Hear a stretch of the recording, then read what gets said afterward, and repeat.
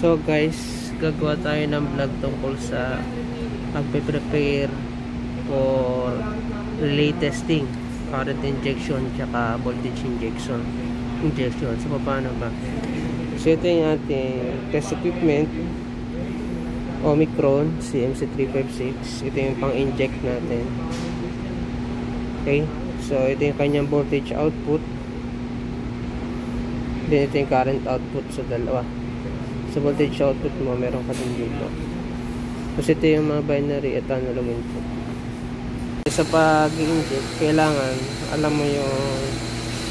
mo kung saan mo injectan. Kaya sa dito meron tayo test block mo. Okay, so yan sa test block. So diyan natin papasok so pinakang test block natin. Okay, so meron na rito ng mga public.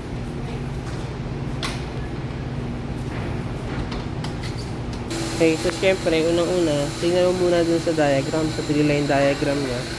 Okay, so paano yung connection ng wiring. So ito yung diagram nya. Okay, so sa diagram na to makikita mo kung asan yung current tsaka yung voltage yung sa PT tsaka CT. So ito sa test block natin, pag pinasok mo itong test block natin, i-open niya lahat ng contact. Okay, pero yung CT nya going to the load side. So short niya yan. Kailangan nakabukas. Okay, kasi papasok yung test block. So open natin. Yan. So ito yung test switch X41. So test block to, papasok natin yun sa test switch natin or the test plug. Pasok natin ito yung test plug. Ayan, mas natanggal na. So higipin natin.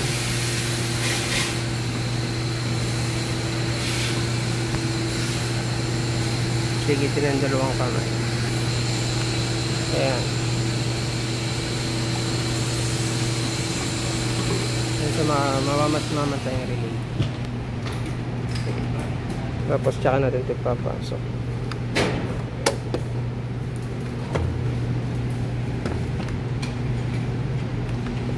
Itong test plug natin.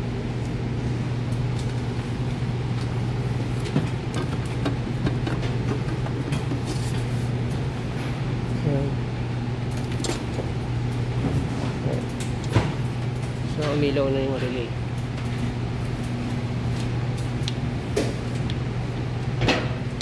So ilalak lang natin siya.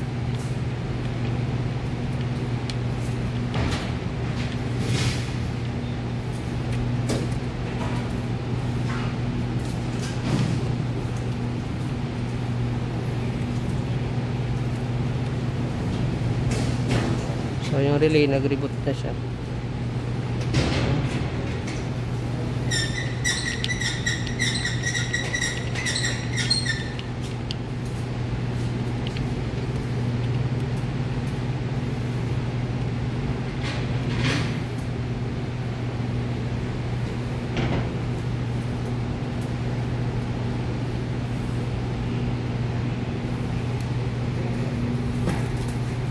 So since okay na dyan, kabit natin dito.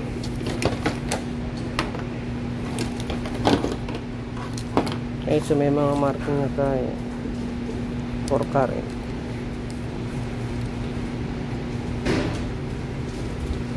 IA, so ito IB,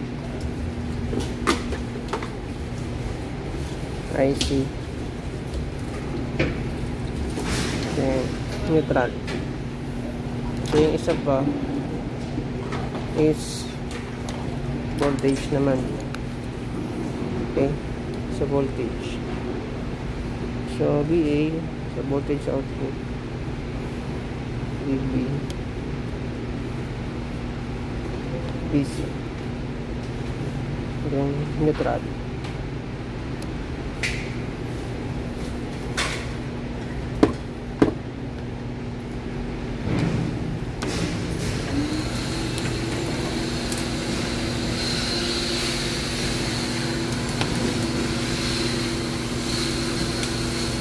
So ito guys, yung negative nun sa trip signal, body ground lang natin. Ayan. So ito yung positive niya sa trip ang stopper ko para tumigil yung injection. Ayan. Tapos itong dalawa naman para sa ground fault. So nilalagay natin ito dito sa differential dito sa current 2, sorry, sa current 2. Ayan. Ayan lang guys yung setup. So ito guys, so paano kinakabit yung test plug. Okay, so paano yung wiring nya. So ganito yan guys.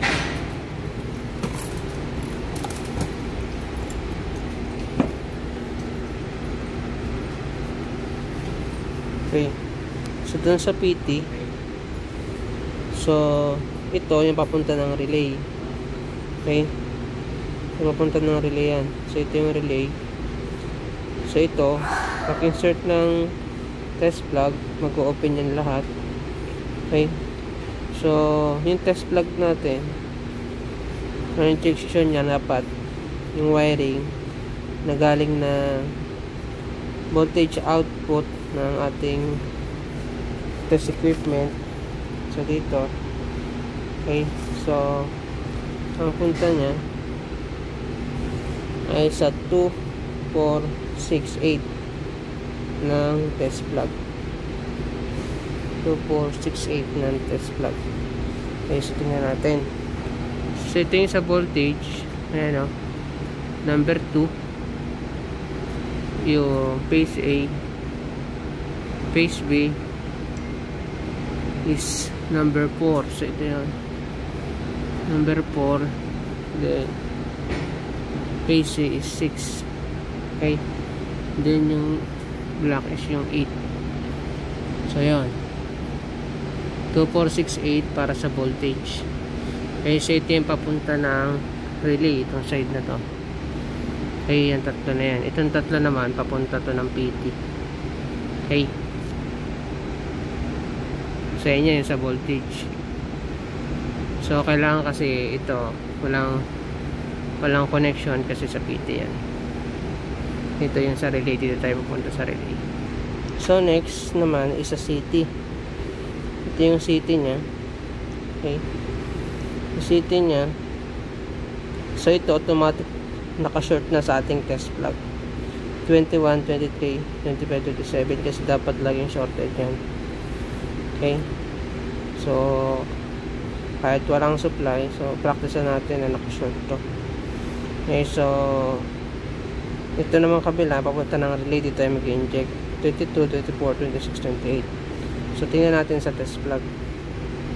Okay, so kailangan yung wiring natin nandito sa 22, 24, 26, 28 papunta ng relay. So ito yun guys. So 22, yan, ito yung phase A, tapos 24. Okay, sige ma'am, sige, 26, tapos 28. So yan yan, 22, 24, 26, 28. Yan yung sa city. Ang punta na ito sa relay. Tapos ito yung papunta mismo ng city, kaso naka-short na yan internally.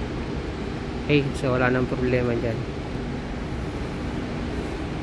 So ito yan yung sa current injection natin, yung IA, IB, IC. Yan yun. Next, meron pa tayo rito wiring naman para sa kanyang differential. So yung differential dito, ito CTT2. CTT2, ayan. So 2468 papunta ng city. So 1357 ay papunta ng relay. Okay, pero ito ay hindi na siya X41. Hindi na siya X41 tulad dito sa city. Tapos sa PT X41. So hindi na siya sa test plug. Hiwalay na to.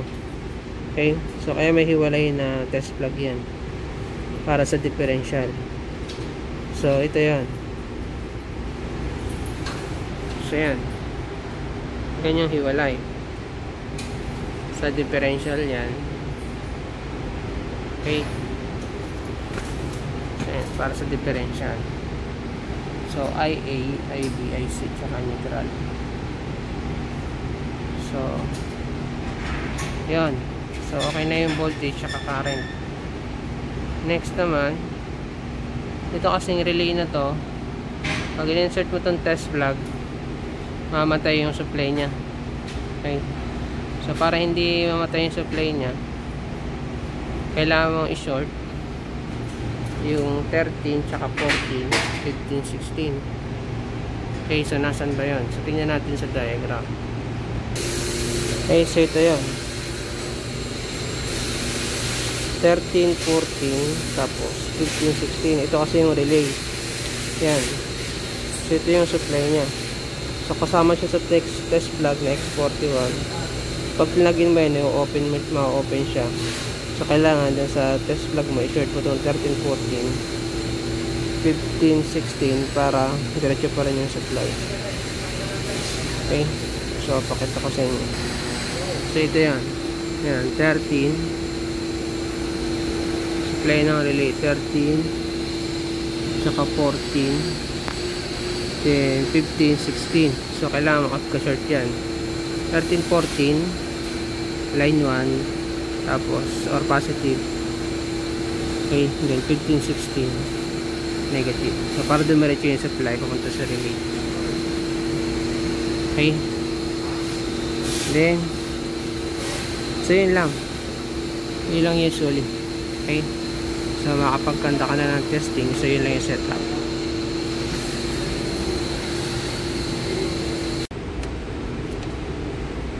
So mapapansin natin, so naka-short yung baba nya. So naka-short yan. Okay, so practice na yan. Hindi kasi pwedeng mag-open yung city kasi masusunog. Okay, so naka-short to. Okay, papunta to ng city. Ito naman papunta ng relay. Okay, so i-open niya yung contact pag pinasok yan. So lagyan na natin to dun sa CTT2 para sa differential.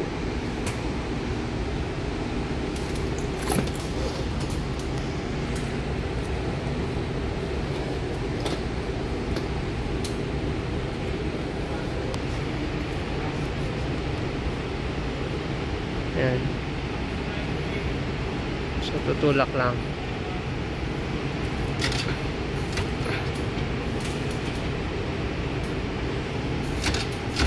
Ayan, pasok na siya.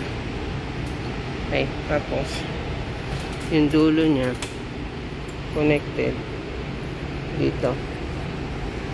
Current output B. Okay, sa baba ito yan. 1, 2, 3, 4. Phase A, phase B, phase C, neutral. Okay, so para sa current differential.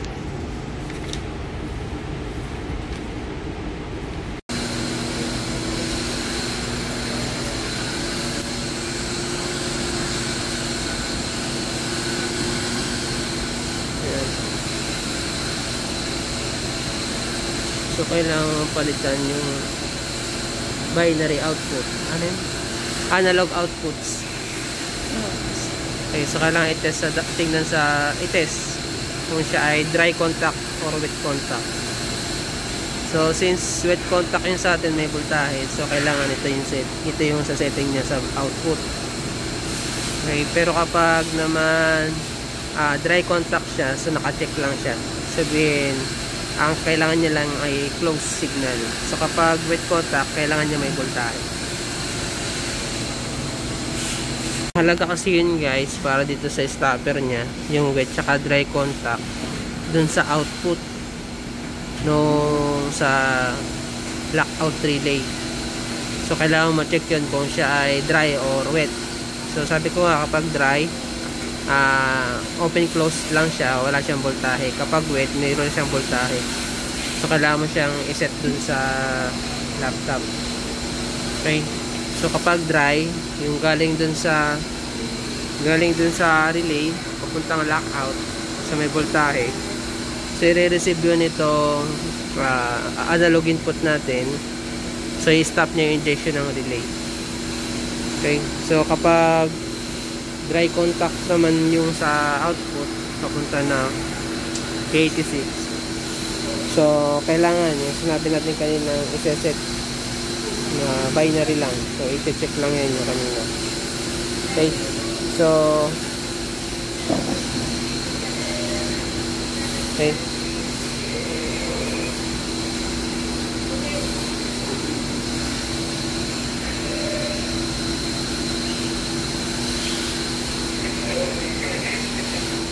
ayan.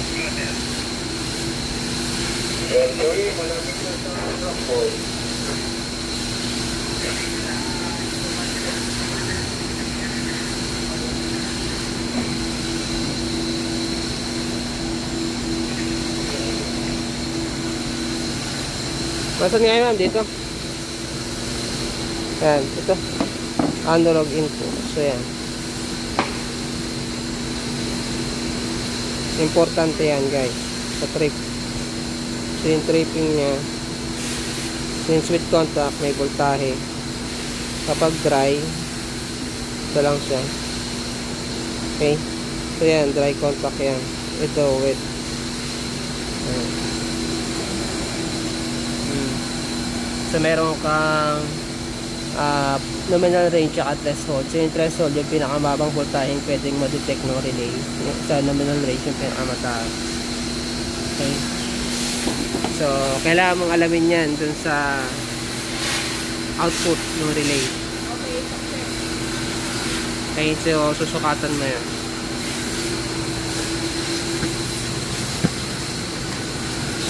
So sa diagram,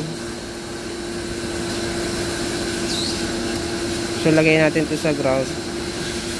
Okay, so ito yun sa likod ng relay. Ito yun sa diagram na tinignan namin, siya ay number 8. Okay, yan. So ito yung voltahe nya, 133.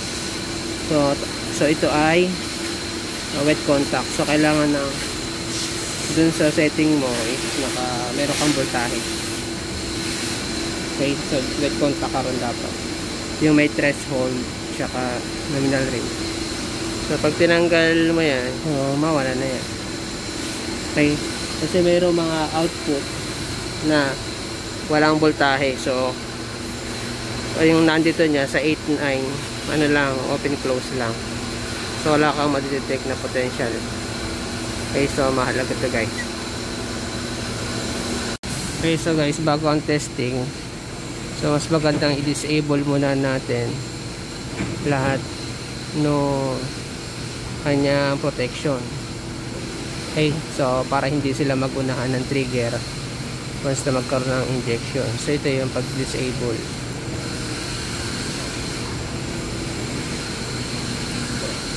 So off natin lahat ng protection niya.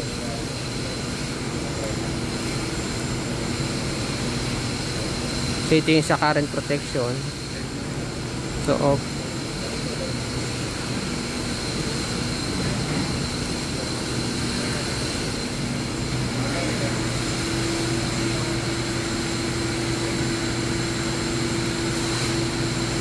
Ayan. So naka-off na siya. Sa voltage protection niya, yung under voltage, ito 27 trips siya, disable din natin.